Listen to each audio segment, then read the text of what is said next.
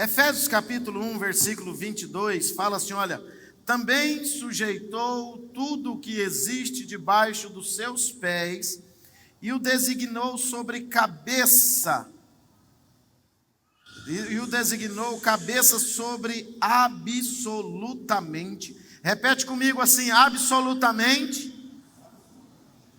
Está fraco, irmãos. Absolutamente tudo o que há. E o concedeu à igreja. Diga comigo, e o concedeu à igreja. Espírito Santo fala conosco nesta noite. Que a graça, o amor, a virtude do Senhor esteja em nós. Fala conosco através desta palavra. Em nome de Jesus. Em nome de Jesus. Amém? Glória a Deus. O tema que eu falei com os irmãos durante a semana são as 7 batalhas da igreja. O livro de Efésios, ele é conhecido no meio teológico como o livro da guerra espiritual. Na cidade de Éfeso havia um templo erguido à deusa Diana. E então, quando o apóstolo Paulo escreve a carta aos Efésios, ele está escrevendo, instruindo sobre guerra espiritual. O que é uma guerra espiritual? Se você for ler a Bíblia do Gênesis ao Apocalipse, você vai descobrir que o mundo espiritual governa o mundo material. O mundo espiritual é que dita as regras, não é o mundo material que dita as regras. Uma prova disso foi quando Jesus foi levado ao monte para ser tentado, e o diabo falou para ele, olha, se prostrados me adorar, te darei todos os reinos da terra. Ou seja, quem estava governando aqueles reinos? Quem tinha aqueles reinos para oferecer? Então, era o mundo espiritual, na pessoa de Satanás. Então, o mundo espiritual, ele é que está no comando, ele que está no controle. E existem divisões claras, ações planejadas, divisões claras, hierarquia completa no mundo espiritual e com funções específicas a serem realizadas aqui na terra. Pastor, então, qual é a função da pomba-gíria, por exemplo? Se você já ouviu muito falar sobre Maria Padilha, Zé Pilintra, Preto Velho, Exu Caveira, Exu do Fogo, você já ouviu muito falar sobre isso. Mas na hierarquia do mundo espiritual das trevas, esses demônios são assoladores, eles são aqueles baderneiros, eles são, usar uma linguagem, os maconheiros do inferno, aqueles que não a ralé do inferno. Eles são aqueles que você expulsa até por WhatsApp. Você manda uma mensagem por WhatsApp e o preto velho vai embora em nome de Jesus. Esses demônios é que aparecem. Esses é que você vê se manifestando nas pessoas, nos centros espíritas. Agora, existem outros que estão nas regiões celestiais, determinando cultura, determinando religião, determinando política, determinando economia, determinando educação, determinando... Então, existem outros que estão trabalhando nestas batalhas. Então, é claro para todo mundo que nós vivemos uma batalha espiritual. Tem um livro de ficção evangélico que chama Este Mundo Tenebroso. Ele mostra muito as ações, aquele autor teve uma revelação e ele mostra muito as ações espirituais que existem em toda a sua plenitude. O fato é que nós estamos em batalha. Parece que alguns irmãos da igreja não se aperceberam que nós estamos em uma batalha. Aonde são travadas essas batalhas? Qual o objetivo desta batalha? E quais são estas batalhas? É isso que eu quero responder para você, e eu vou responder na ordem inversa que eu fiz aqui na introdução, para que você compreenda aquilo que está acontecendo ao seu derredor com maior clareza. A primeira pergunta que eu quero responder é: qual o objetivo da batalha? Por que a igreja entra nessa batalha? Qual é o objetivo da guerra espiritual que a igreja precisa entrar? A igreja está em guerra. Talvez você não se percebeu disso, mas qual é o objetivo desta guerra? O objetivo desta guerra é influenciar. Diga comigo, influenciar. Mais alto um pouquinho, por favor, ajuda o pregador. Influenciar. O Senhor Jesus, ele deixa claro isso em Mateus capítulo 13, verso 33. Ele fala assim, olha, e contou-lhe outras parábolas. O reino dos céus é como o fermento que uma mulher tomou e misturou com uma grande quantidade de farinha. E toda a massa ficou fermentada. Diga, toda a massa ficou o quê? Fermentada. Presta atenção no primeiro versículo que eu li. A Bíblia diz que Deus enviou Jesus, sujeitou todas as coisas aos pés de Jesus, está lá em Efésios 1, 22. Todas as coisas estão sujeitas a Jesus, e a Bíblia diz que Jesus entregou isso, entregou essa autoridade, entregou a responsabilidade de exercer essa autoridade para a igreja. Lá em Mateus capítulo 28, versículo 18 ao 20, fala, ide por todo mundo, pregai o evangelho, e você vai, e lá está escrito assim, olha, e pregai o evangelho, fazei discípulos a todas as nações, e eu vos dou autoridade para pisar o quê?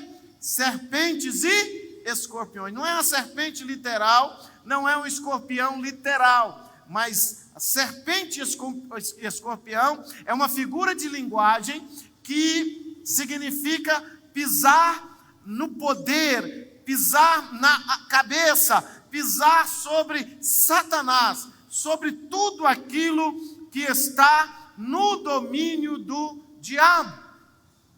Quando Abraão chega na terra de Canaã, Deus fala para ele, olha, a toda essa terra que você está vendo, eu darei a sua herança, a sua geração.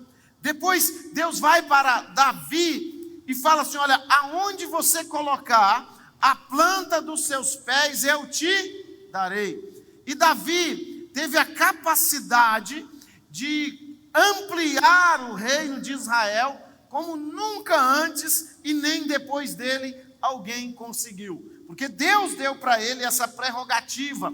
Aonde ele pisar, eu vou te entregar. Então, aqui nesse texto, Jesus ele explica que aonde a igreja chega, ela precisa se comportar, aonde o reino de Deus chega, ela precisa se comportar de uma forma que traga influência. Repete comigo, influência em todas as áreas daquela sociedade. Não é um local específico que tem que trazer influência, mas em todos os locais. Não é um local específico. Eu não devo trazer influência só dentro desse salão. Não, em todos os locais. É uma batalha com 7 frentes, é uma guerra com 7 frentes de batalha. É uma guerra que se trava em vários campos de batalha. Mas aonde é travada a guerra? Aonde está sendo travada essa batalha com maior intensidade? Aonde está a maior intensidade dessa luta? Na nossa mente. Repete comigo, na nossa mente. Eu vou explicar isso para você. Aqui são travadas as maiores batalhas. A conquista mais desejada pelo diabo não é o seu corpo. A conquista mais desejada pelo diabo não é a sua alma, porque o seu corpo vai voltar para o pó e a sua alma vai voltar para o Criador. A conquista mais desejada pelo diabo é pela sua mente, é pela sua maneira de pensar, é pela sua maneira de agir e de se comportar nessa terra. Satanás não quer conquistar a sua casa, não quer tomar o seu carro só. a grande batalha que ele trava é para controlar o seu pensamento, para direcionar as suas decisões, para trazer influência sobre o que você come, sobre o que você veste, sobre o que você fala, sobre tudo aquilo que você faz. E é nesse campo, é nesta área que é travada a maior batalha da humanidade. 2 Coríntios capítulo 10, versículo 3 ao 5, fala assim, olha, pois embora vivamos como homens, não lutamos segundo os padrões humanos. Como é que é a luta no padrão humano?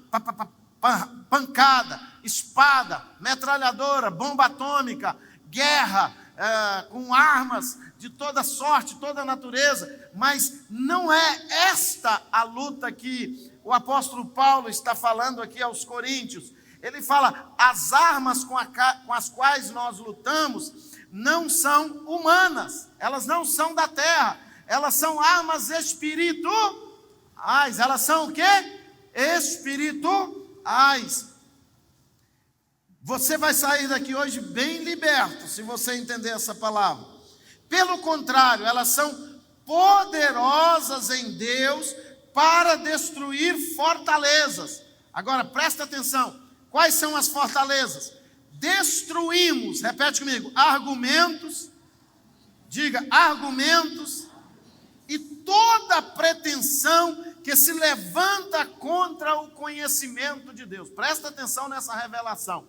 Existe todo um contexto organizado na humanidade, no cosmos humano, todo um sistema de governo organizado na sociedade para combater, para anular a ação de Deus na terra, para combater aquilo que a igreja prega. Está escrito aqui nesse texto, para você entender toda a pretensão que se levanta contra o conhecimento de Deus. Então, qual é a estratégia do inimigo? É que você não conheça Deus, é que você não tenha entendimento da vontade de Deus, do desejo de Deus, do querer de Deus. Aí ele planta no coração das pessoas comportamentos que levam, argumentos que levam a destruir a fé daquela pessoa. Aí ele diz assim, olha, e toda pretensão que se levanta contra o conhecimento de Deus, e levamos cativo todo pensamento. O que é o campo de batalha, irmãos? O pensamento. Esse pensamento, ele está sendo feito cativo, ou pelo diabo, ou pelo Espírito Santo. Ou o Espírito Santo está liderando, está argumentando, ou ele está destruindo os argumentos do diabo na sua cabeça, ou Satanás está vencendo essa batalha na sua mente, ou o diabo está vencendo essa batalha na sua mente. Quando você escuta coisas por aí que tem o objetivo de gerar dúvida, de esfriar a sua fé, de tirar do seu coração o fogo do Espírito, a presença de Deus da sua vida, eles estão tentando capturar o seu pensamento, capturar a sua maneira de pensar, para anular a presença de Deus na sua vida. E o apóstolo Paulo, ele fala que o objetivo da igreja é levantar contra todo o argumento, contra todo conhecimento, todo aquele que se levanta contra o conhecimento de Deus, e levar cativo, olha só, o objetivo da igreja é levar cativo todo pensamento à obediência de Cristo. Queridos, isso é teologia sistemática que nós estamos aprendendo aqui hoje. Essa palavra que está sendo pregada é palavra apostólica. A primeira batalha, então, que é travada no mundo espiritual, a primeira batalha que é travada é a batalha pela fé, a batalha da fé. Existem 7 áreas na humanidade que comanda tudo. 7 áreas de influência na humanidade. E uma dessas áreas de influência é onde é travada a batalha. Nessas 7 áreas de influência são onde são travadas as batalhas espirituais na face da terra.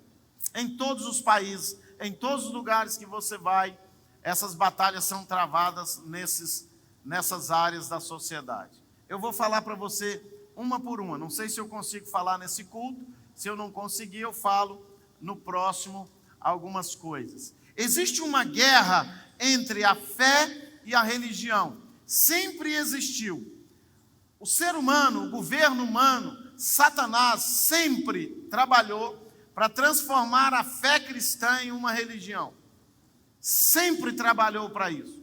Primeira coisa que aconteceu quando Constantino, imperador de Roma, se converteu ao evangelho, foi a institucionalização do cristianismo. O cristianismo foi transformado numa religião oficial do Estado, e aí virou aquilo que vocês já conhecem. Ao longo da história, o cristianismo ele mudou a história da humanidade. Se você for fazer um balanço entre as coisas boas e ruins, o cristianismo tem milhares ou milhões de coisas boas, mas tem algumas coisas ruins que mancharam a história do cristianismo a partir da institucionalização, a partir do momento que ele se tornou religião. A religião é aquilo que você faz pensando que está servindo a Deus, que não necessita exercitar a sua fé, que não desafia a sua fé, que não faz o seu coração tremer, que não faz a sua alma ficar angustiada de vez em quando. Porque a verdadeira fé faz seu coração tremer, faz a sua alma ficar angustiada, faz o seu estômago sentir o gosto amargo da verdade, mas o gosto delicioso do mel, quando a verdade é revelada de maneira clara na sua vida. A fé, ela liberta, a religião escraviza.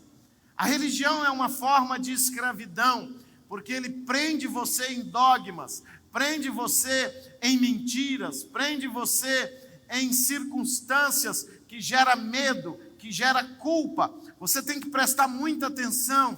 Jesus alivia a culpa, a religião gera culpa. Vou dar um exemplo aqui. Quantos aqui já frequentaram uma igreja que era proibido depilar o cabelo da perna? Para as irmãs aí. E quando você depilou o cabelo da perna, você ficou com um sentimento de quê? De culpa? Foi de culpa ou não foi? Um sentimento de culpa no coração. E quando você frequentou uma igreja que você teve que rezar tantos Pai Nosso e tantas Ave Maria para se livrar da culpa? Quantos já passaram por essa experiência? Levanta as mãos para me ver. Eu já tive que rezar o credo várias vezes, porque eu roubei uma mexerica no quintal do vizinho uma vez. Hoje, de vez em quando a gente rouba, mas não precisa fazer, né? De vez em quando a gente está passando, tem uma fruta, né, irmãos? Aí tem um galho passando para o lado de fora, assim, igual hoje, lá perto da minha chácara, tinha um cajueiro com um galho passando para o lado de fora, eu peguei um. É roubo isso, irmãos? Não é não, né? Está caindo lá no chão. É mais ou menos. Mas o fato é que a religião, ela gera escravidão. A fé te aproxima de Deus e a religião te cega. O exemplo do poder da religião era na época de Jesus. A religião, ela era um centro de influência tão grande na sociedade judaica que o Estado romano não conseguiu subjugar a religião judaica. Os romanos subjugaram o poder político, o poder cultural, o poder começaram a ter em Israel as mesmas obras de arte, as mesmas filosofias gregas, romanas, mas a religião eles não conseguiram subjugar, porque é um poder de influência. Aí Jesus vem no tempo dele e fala: vocês são sepulcros caiados, falou para os religiosos.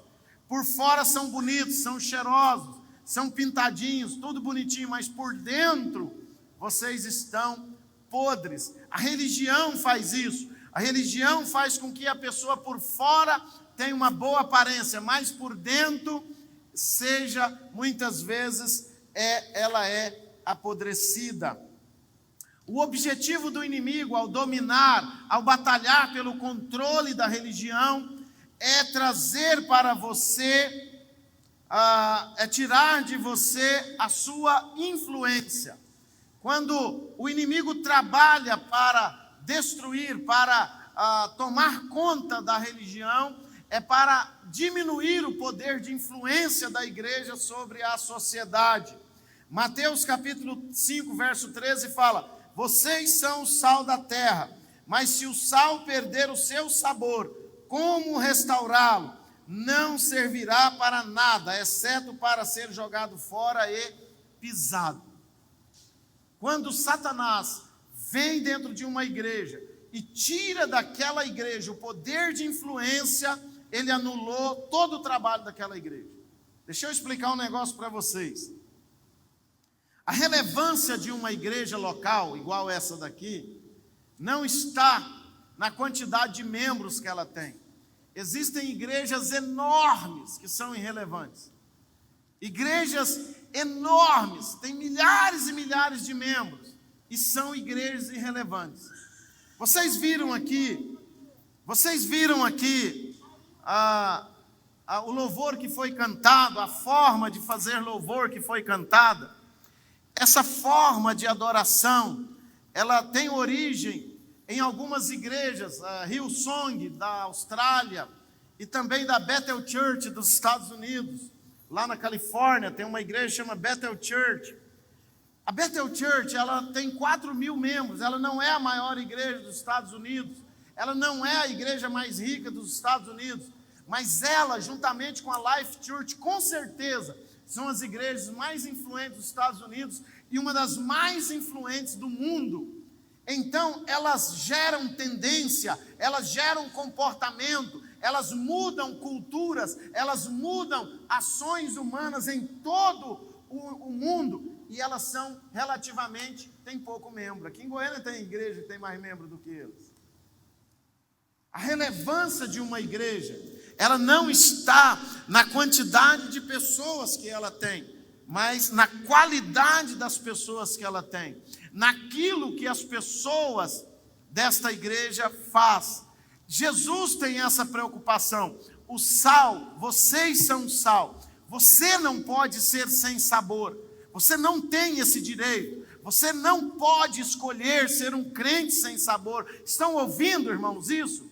Sobre o risco de ser lançado fora, de ser jogado fora e pisado pelos homens. O que é uma coisa que é pisada pelo homem? J.B. Carvalho esteve nesse altar e ele falou uma frase interessante. Ele disse: a pessoa que se comporta como um tapete não pode reclamar de quem pisa nela. Lembra disso? A sua relevância vai fazer com que as pessoas te respeitem ou não. A sua relevância vai fazer com que as pessoas te honrem ou não. E a sua relevância está ligada diretamente ao seu comportamento. Certa feita, eu vendi uma casa. Trabalhando como corretor, vendi uma casa para um senhor.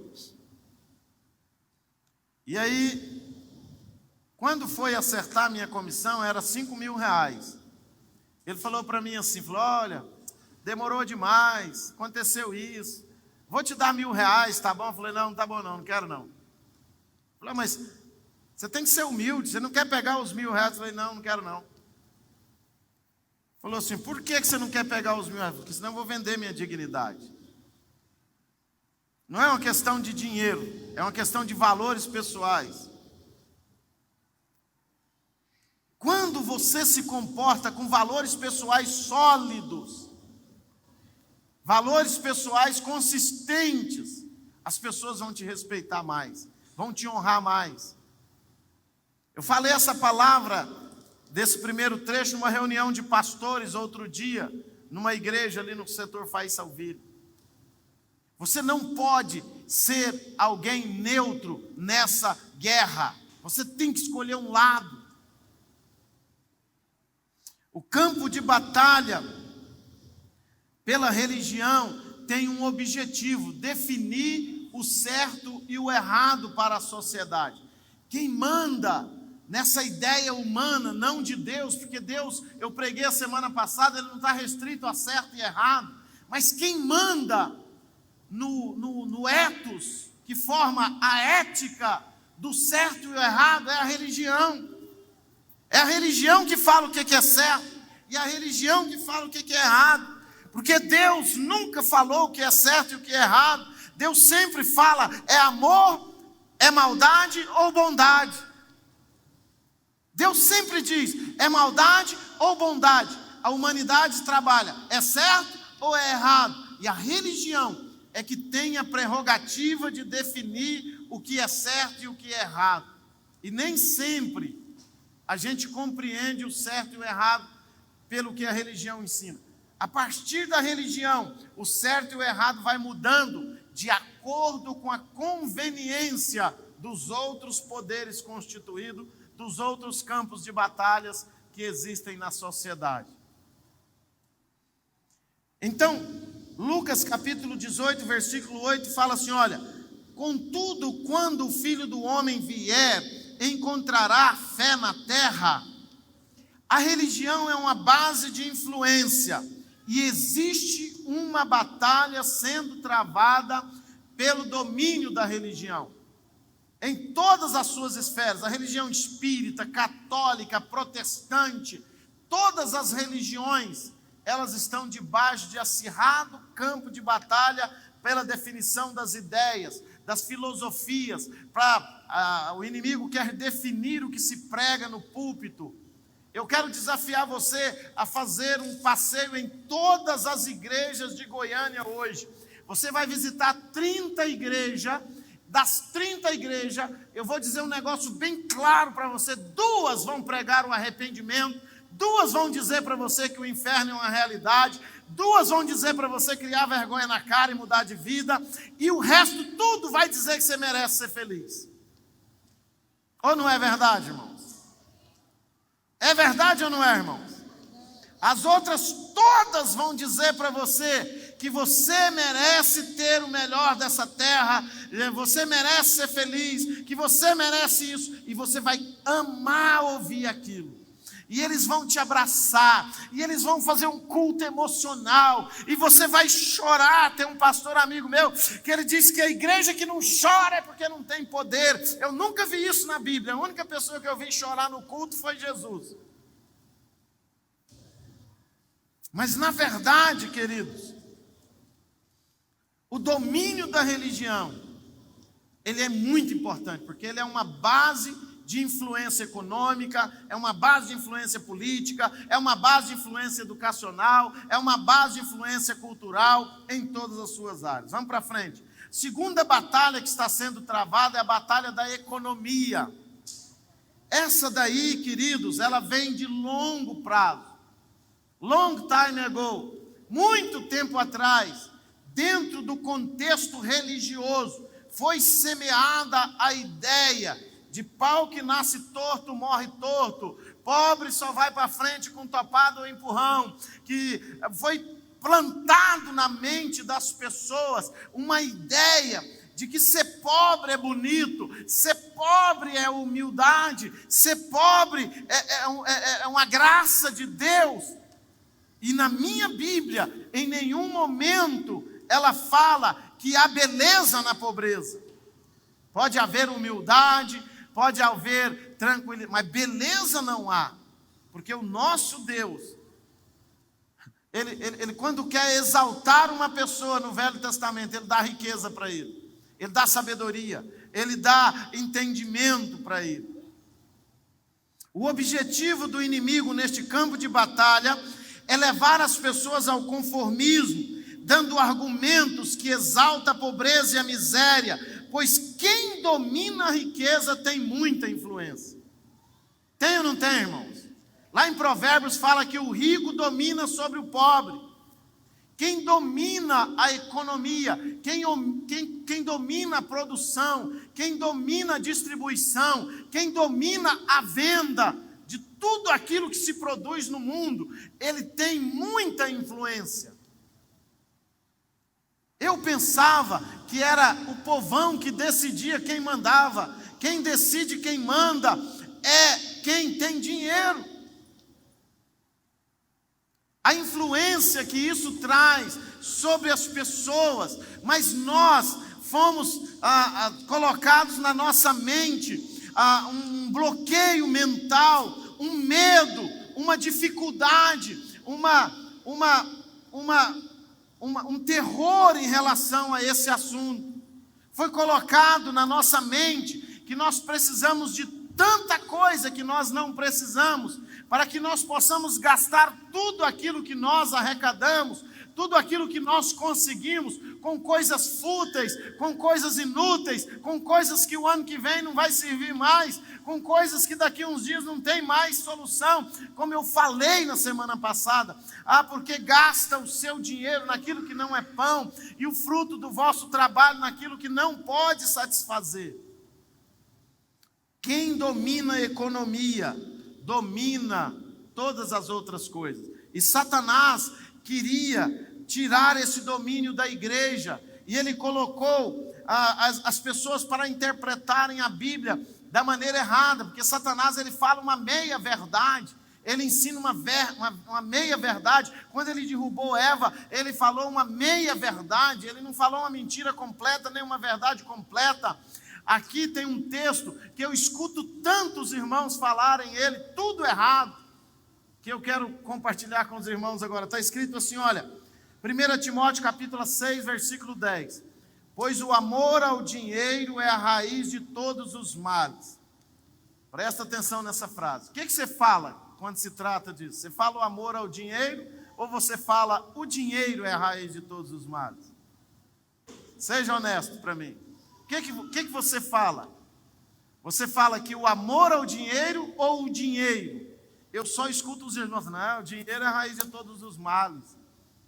Eu escuto as pessoas repetirem isso veementemente, e isso vai entrando na mente, na cabeça, e eu já escutei gente pegar um pacote de dinheiro, até esqueci minha carteira em casa hoje, mas eu já vi gente pegar um pacote de dinheiro e amaldiçoar aquilo. Isso é uma merda, isso é uma miséria, isso é um causador de morte.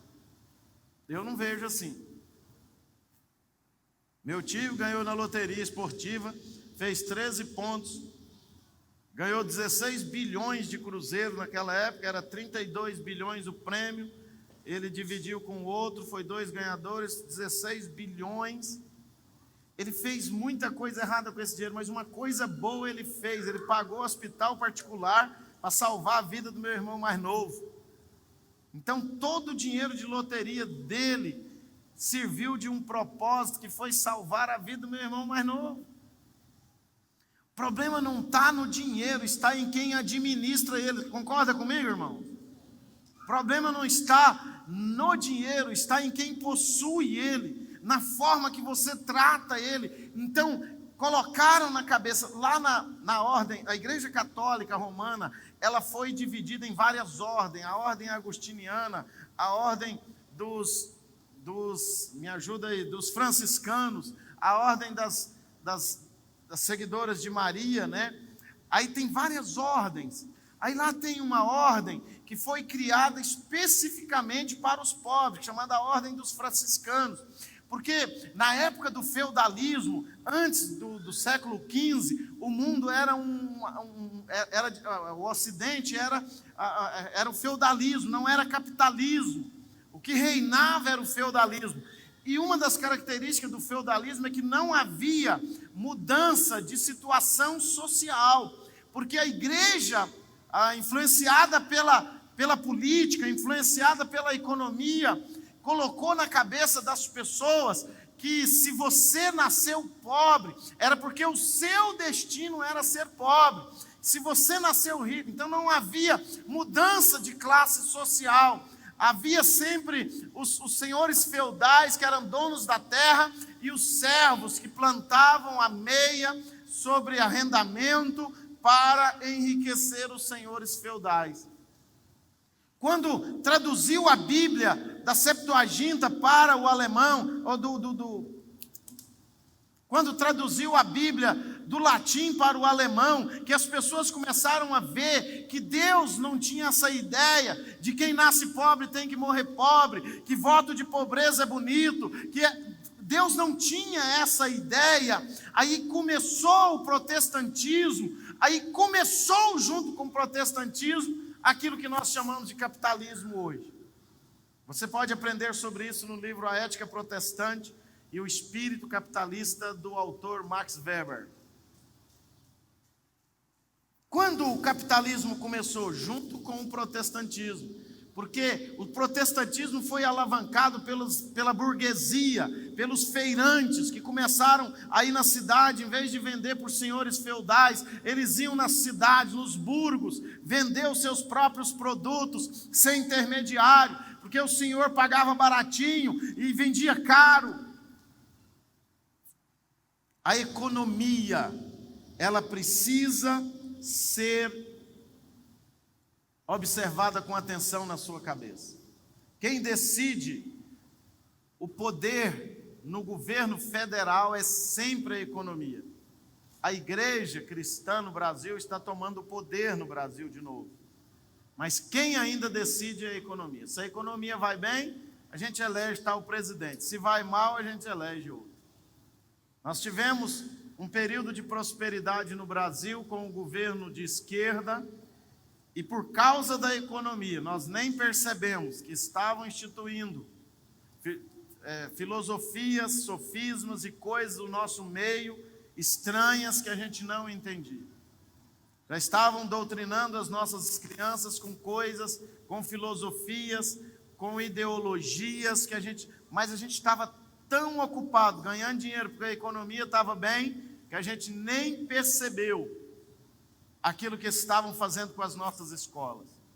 Você sabia que no Brasil, às vezes, é mais fácil você conseguir uma cirurgia de mudança de sexo, porque você resolveu mudar de sexo, pelo SUS, do que uma cirurgia de coração para uma pessoa que está quase morrendo do coração? Isso foi instituído nesses governos que, com a força da economia, começa a inserir filosofias estranhas, socialistas, coisas não cristãs no nosso meio. Às vezes, queridos, nós usamos argumentos. Sabe o que eu escuto? Essas frases aqui, olha, sou pobre, mas eu sou honesto. A pessoa é pobre, fala assim, eu sou pobre, mas eu sou... Quantos já ouviram isso? E a pessoa fala com muito orgulho, eu sou pobre, mas eu sou honesto, dando a entender que todo rico é desonesto, porque é uma filosofia que se colocou na cabeça das pessoas. Sou pobre com muito orgulho. Quando já ouviram isso? Sou pobre com muito orgulho. Isso é um argumento para justificar a preguiça, para justificar a preguiça que a pessoa tem de trabalhar, para justificar a inabilidade que ele tem para administrar, é para justificar a falta de controle financeiro que ele tem. Outro fala assim, olha, prefiro ser pobre do que roubar. Eu já escutei isso demais. Eu ouço isso no meio das pessoas. Então, dentro do nosso coração, da nossa mente, foi plantado que quem prospera é porque está roubando ou está sendo desonesto. Apesar de que Jesus ele diz que não existe nenhuma riqueza justa. Ele não fala que é riqueza desonesta, mas ele fala que não existe uma riqueza justa no contexto humano, porque no contexto de Deus existe, mas no contexto humano toda riqueza é injusta, porque para que você tenha essa camisa que você está vestindo, alguém teve que trabalhar na madrugada para plantar algodão, ou para costurar, ou para levar de navio para algum outro lugar.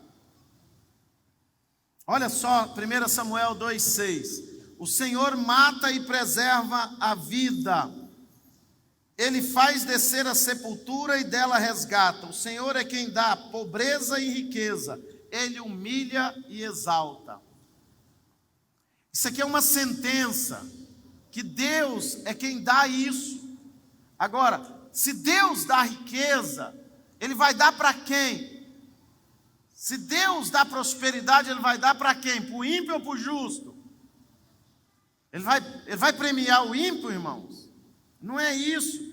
Então, é preciso prestar atenção. Esse voto de pobreza, ele não vem de Deus. Aqui em 1 Crônicas 29, 11 e 12, que eu li no momento da oferta, fala que a grandeza, a honra, a riqueza, o domínio, vem do Senhor. Uai, se riqueza é uma maldição, então Deus está mandando uma maldição para você quando você prospera? Pastor, por que o senhor está fazendo esta ministração? Porque há um campo de batalha, há uma batalha para quem domina esta área. A igreja não pode ser apenas consumidores de bugigangas, de coisas, mas criadores de riqueza, criadores de tendência, criadores de prosperidade, criadores de riqueza sobre a face da terra. Por que você precisa ser rico, irmão? Porque nós precisamos pagar os missionários lá fora e é caro. Lá fora a gente manda em dólar. Outro dia a gente foi comprar uma Hilux para o nosso missionário lá em Moçambique, custou 200 mil reais. Nós compramos lá na África do Sul, foi 200 mil reais, cada um deu 3 mil, aqui no Brasil 2 mil, 3 mil, e a gente comprou essa Hilux lá, porque lá naquele país não tem estrada, tem que ser caminhonete 4x4, já tinha 15 anos que ele estava andando numa caminhoneta velha, é caro. Às vezes você não tem ideia do preço que fica, o custo que fica o trabalho missionário, o trabalho do Senhor. Isso é tão legal. Quantas viagens missionárias eu já fiz? Querido, sabe qual a única viagem missionária que eu já fiz na minha vida, que eu saí de lá com mais presentes do que eu dei? Aquela que eu fui para a Europa.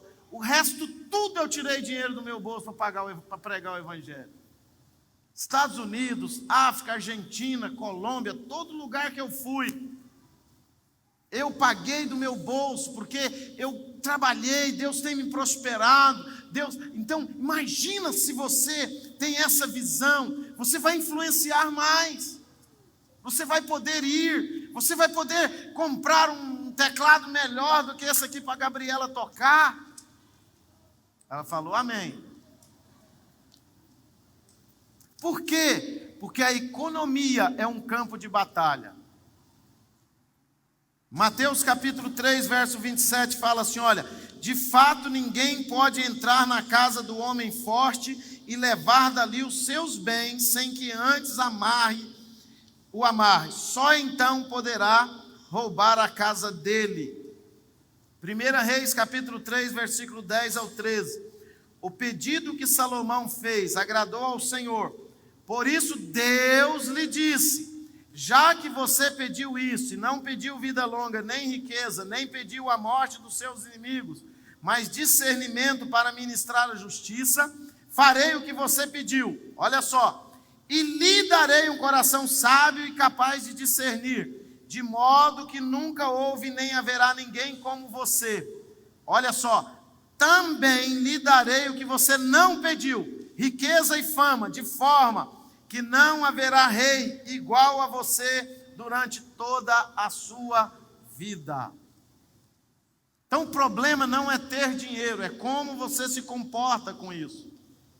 E eu olho para esta igreja, e cada dia tem mais milionários dentro dessa igreja aqui. E tem mais milionários dentro dessa igreja aqui, para a glória do Senhor. Daqui uns dias nós vamos começar umas construções aqui, e tem irmão aqui que já vai doar 50, 60, 100 mil reais para a glória, e nem vai fazer cosca no caixa dele. E nem vai doer. Quantos creem nisso? Levanta as mãos. E você vai ver o tanto que Deus vai te dar, querido. Terceiro campo de batalha é a mídia. Diga comigo, a mídia. E eu já vou partir para o final, os outros eu falo domingo que vem. A mídia é um campo de batalha, porque o apóstolo Paulo fala que o mundo trabalha com sofismas e com argumentos. Está lá em 2 Coríntios, capítulo 10, versículo 3. Está escrito assim que os argumentos, a mídia, ela controla a comunicação. Então, ela tem o objetivo de dominar as informações para influenciar as decisões. A mídia, queridos, ela foi entregue pela igreja nas mãos do diabo. A igreja entregou nas mãos do diabo a televisão. A televisão, ela é de Deus ou do diabo? Eu escutei a vida inteira as pessoas dizerem que era do diabo. O diabo fez o que fez com ela, pinta e borda com ela até hoje.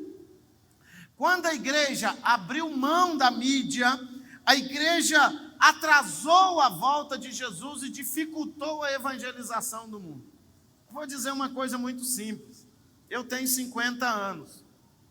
Se a mídia brasileira fosse redimida, eu não precisava evangelizar os meus filhos. Porque eles já seriam, eu não precisava evangelizar a próxima geração, porque eles já seriam automaticamente evangelizados. A mídia é assim, nós estamos fazendo e ela está desfazendo. Nós estamos pregando e ela está despregando, usar essa linguagem. Nós estamos construindo e ela está destruindo.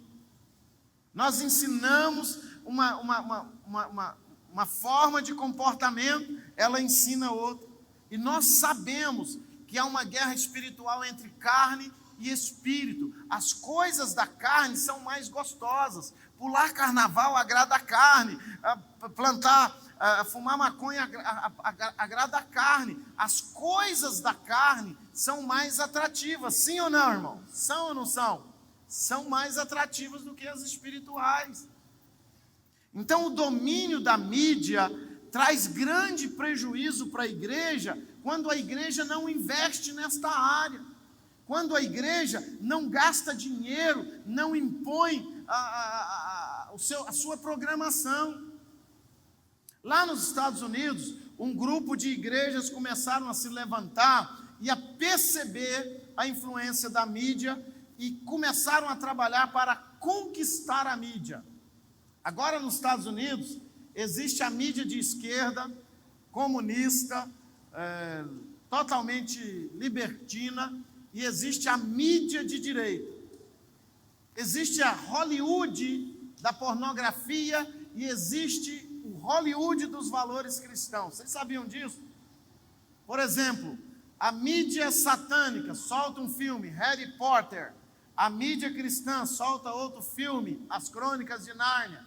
A mídia satânica solta um filme de terror. A mídia cristã solta A Cabana, O Senhor dos Anéis, são filmes cristãos. Ben-Hur, são filmes cristãos. Agora, todos os lugares que você vai.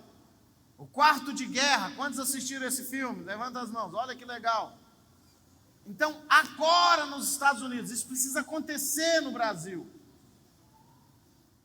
O domínio da mídia, do meio de comunicação, as igrejas precisam se juntar, comprar redes de televisão, comprar redes de rádio, dominar a internet, porque esses argumentos vai desfazendo. Você traz o seu filho aqui no culto agora, ele vai ficar 1h30 aqui, está ali o meu, cochilando.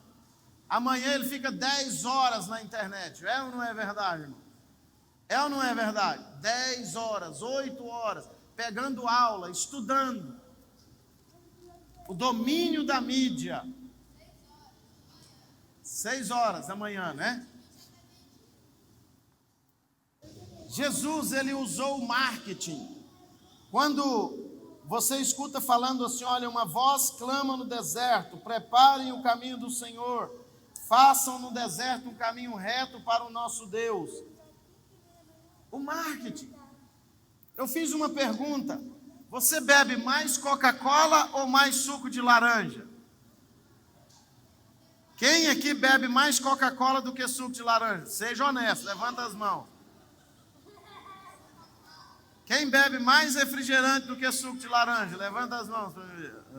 Quem bebe mais cerveja do que suco de laranja? Ah, eu vejo aí. Quem bebe mais pinga do que suco de laranja? Uai, não tem nenhum irmão que bebe aqui, né? Quem fuma mais do que bebe? Tem nenhum irmão que fuma?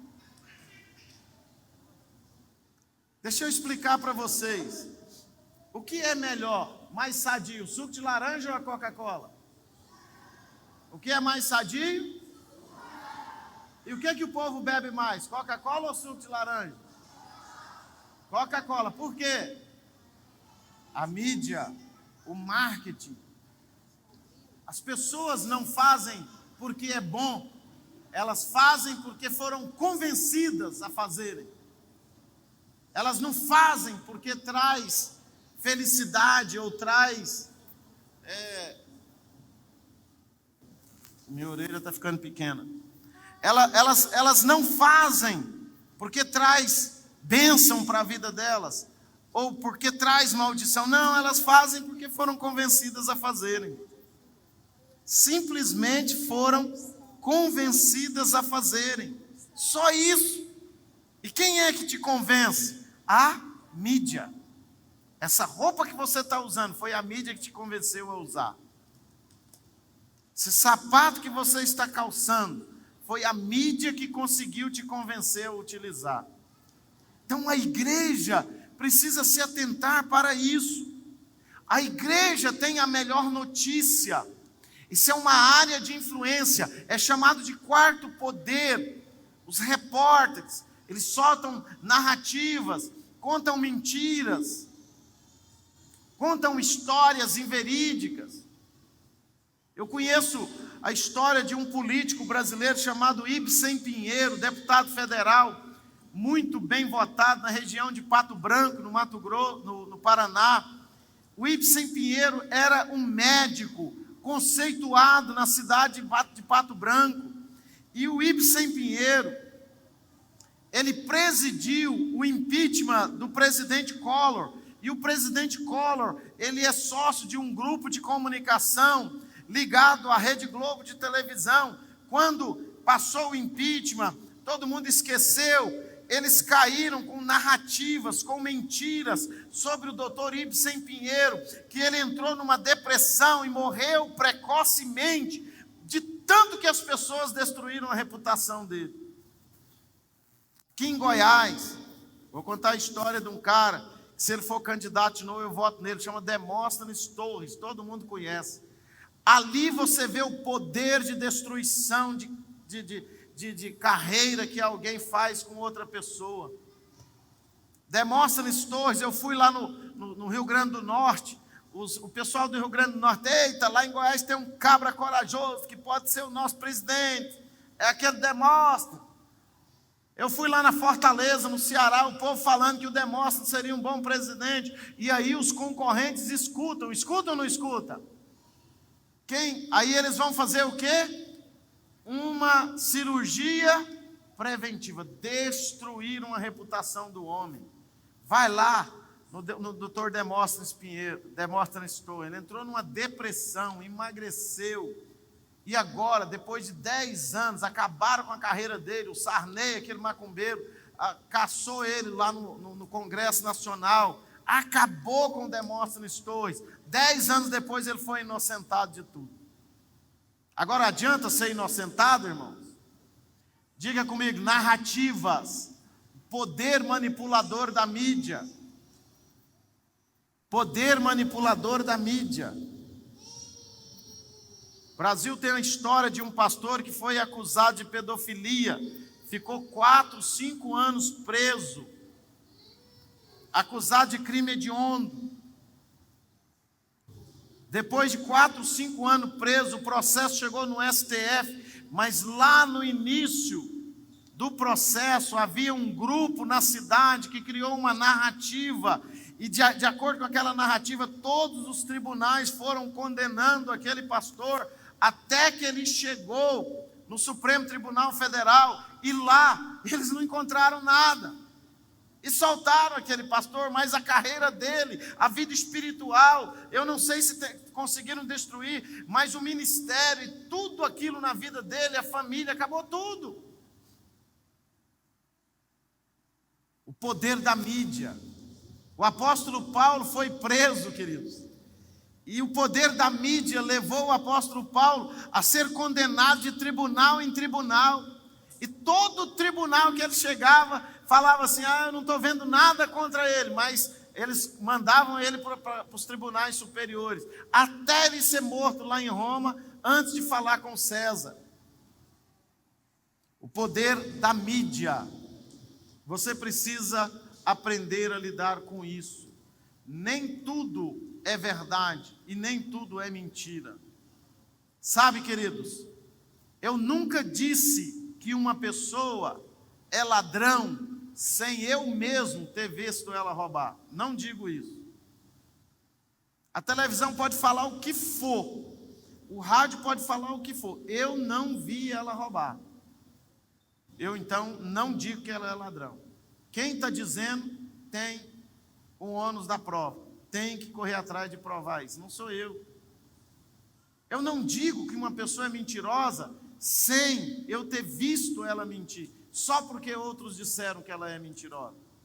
A gente não diz que uma pessoa é desonesta porque outros disseram que ela é desonesta, ou que uma pessoa é adúltera porque outros disseram que ela é adúltera.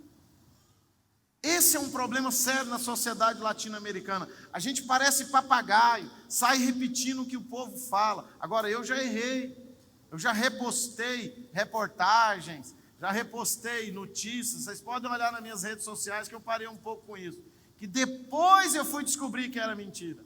Agora eu estou tentando descobrir antes de falar, mas eu parei com isso. Eu já parei, eu já aprendi. E por isso eu acho que eu posso ensinar para os irmãos. A gente não ficar reportando isso. Esse campo de batalha é muito sério. Você fica muito tempo na frente de uma televisão. Você se interessa muito pelos telejornais. Você se interessa muito em saber das coisas. E aí, queridos, você se enche de argumentos que muitas vezes te afasta do próprio Deus. Eu quero terminar hoje. Na semana que vem eu falo mais os 4 outros campos de batalha, no próximo domingo, e a gente vai orar sobre isso. Presta atenção no que eu falei. Como está a sua fé? Se Jesus voltar hoje, você vai para o céu ou não? O diabo não quer tirar você da igreja, ele quer anular a sua fé. Como, pastor, que o diabo anula a minha fé? Impedindo que você viva pela fé. Ensinando você a viver pela vista, ensinando você a tomar o remédio primeiro do que orar. Quando você toma o remédio antes de orar, o diabo está vencendo. Eu não estou dizendo para você não tomar o remédio, eu estou dizendo para você orar primeiro. Pode ser que não precise tomar o remédio. Pode ser que o remédio vai ser a forma de Deus te curar, mas ore primeiro. Nós temos uma ideia diferente.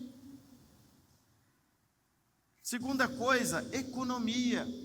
Aonde você está pondo o seu dinheiro? Eu vejo uma facilidade, uma coisa tão, um consumismo desenfreado, um negócio fora do comum. O pessoal fica brigando comigo, porque eu tenho camisa que eu tenho 15 anos que eu tenho ela. Minha mãe faleceu, tem 15 anos, esses dias eu tinha uma camisa que ela tinha me dado. Para mim não importa se ela está na moda, se está fora da moda, ela ainda está usável, então eu vou usar. Estava olhando lá em casa, eu tenho sapato que tem dor. Eu peguei um sapato lá que a minha nora me deu de presentes, antes dela casar com meu filho. Aí eu fui usar ele a semana passada, eu ia pregar numa igreja lá na cidade ali. Eu pus o sapatinho todo bonitinho e fui. Quando eu estou no meio do caminho, eu sinto um ventinho entrando dentro do sapato. Aí eu falei, peraí, tem alguma coisa errada, que eu levantei. O sapato de tão antigo que ele é, irmãos, ele esfarinhou. Ele não descolou, não soltou, mas ele desfarinhou. Então é porque tem data de validade. Pastor, então o senhor é relaxado? Vocês acham que eu estou relaxado em investir, irmãos? Estou massa, Rodrigo? Estou parecido com vocês? Estou ou não? Então, é para você aprender a lidar na economia. E por último, a mídia, a influência. Deixa eu dizer um negócio para você.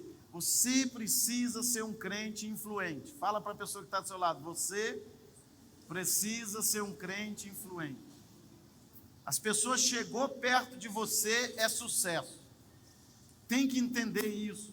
Passou por você, é sucesso.